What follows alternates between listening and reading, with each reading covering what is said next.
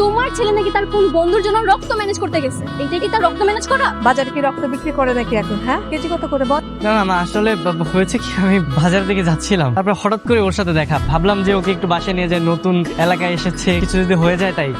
আরে বাবা রে বাবা, কত দরদ। একদম নাক গলাবি না, আসছে সাতচন্নি কথা কার। সোজা বাজারে যাবি, সোজা বাজার করে বাসায় নিয়ে আসবি। হ্যাঁ, আর ওকে আমি নিয়ে যাচ্ছি।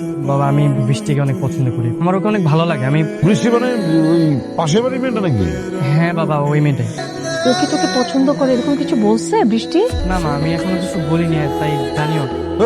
গাধা নাকি? হ্যাঁ, ওই মেয়েটার সাথে তোর মানে কোনো কথাবার্তা হয় না? এই মেয়েটা তোকে পছন্দ করে না অপছন্দ করে কিছু জানিস না, তুই তাকে ভালোবেসে ফেললি? বাবা আমি সিদ্ধান্ত নিয়েছি আজকে ওকে প্রপোজ করবো, আর আমরা দুজন যদি রাজি থাকি তোমাদের কোনো আপত্তি আছে? না, আমাদের কোনো আপত্তি নেই, কিন্তু কয়েকদিন ধরে দেখতেছি তুই বারবার এই দরজাটার সামনে আসতেছিস। কি হয়েছে বাবা? বা কয়েকদিন যাবত বৃষ্টিকে খুঁজে পাচ্ছি না। হঠাৎই আসছিল তুমি, এটা হঠাৎই চলে গেছে বাবা। কয়েকদিন ধরে মেয়েটাকে খুঁজে পাচ্ছি না। হঠাৎ করে এভাবে চলে গেল, কোনো ফোন নম্বর কি রাখুন? ফোন নাম্বার তো নেই। এই স্টুপিড!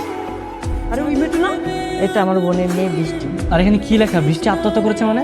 আমরা তো বৃষ্টির সাথে একসাথে ছিলাম, কথা বলেছি, তাহলে সব কি মিথ্যা? আর 2 বছর আগে যদি সে মারা যায়, তাহলে আমাদের সাথে এতদিন ছিল কে? আমরা এতগুলো মানুষকে মিথ্যে দেখেছি নাকি? মিথ্যে দেখোনি, প্রতি বছর অ্যাডমিশন পরীক্ষার আগে বৃষ্টিকে দেখা যায়। অ্যাডমিশন পরীক্ষায় না টেকার কারণে বৃষ্টি আত্মহত্যা করেছিল আমাদের বাসায়। হয়তোবা সামনের বছর বৃষ্টিকে আবার দেখা যাবে।